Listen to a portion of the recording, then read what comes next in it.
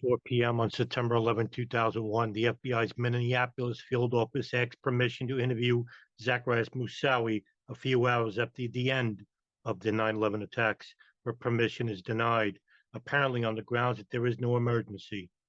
On 9/11, the office's counsel, Khalid, seeks permission from the acting U.S. attorney to question Moussaoui about whether al-Qaeda has any further plans to hijack airliners or otherwise attack the United States in a second wave.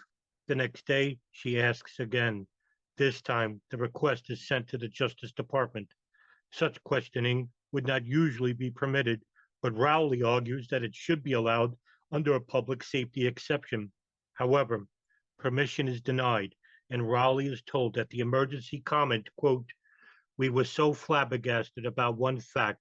We were told no public safety existed just hours after the attacks that my boss advised me to document it in a memo, which became the first document in the legal subfile of the FBI's Pent Bomb case," end quote.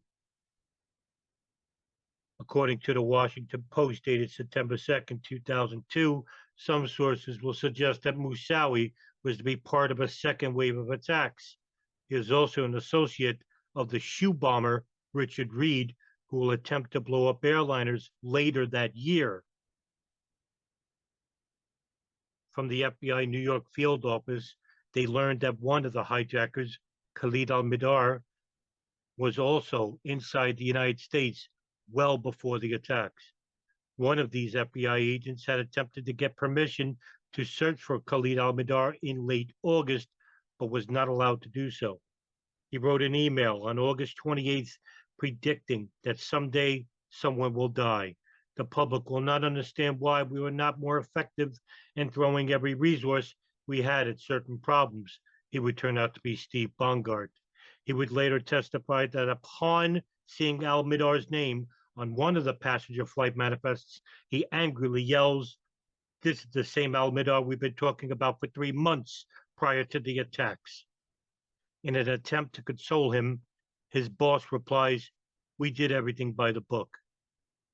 Now that this upset agent is allowed to conduct the basic internet search for Khalid al-Mihdhar that he had been denied permission to conduct before 9/11, he finds that Khalid al-Mihdhar's address within hours, for it was public.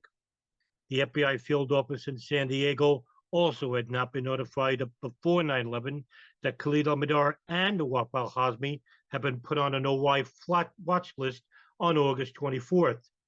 Bill Gore, the FBI agent running the San Diego office on this day, later makes reference to the fact that Khalid al-Mihdhar's correct phone number and address was listed in the San Diego phone book, and says how we could have found these people when we didn't know we were looking for them. The first place we would have looked is the phone book.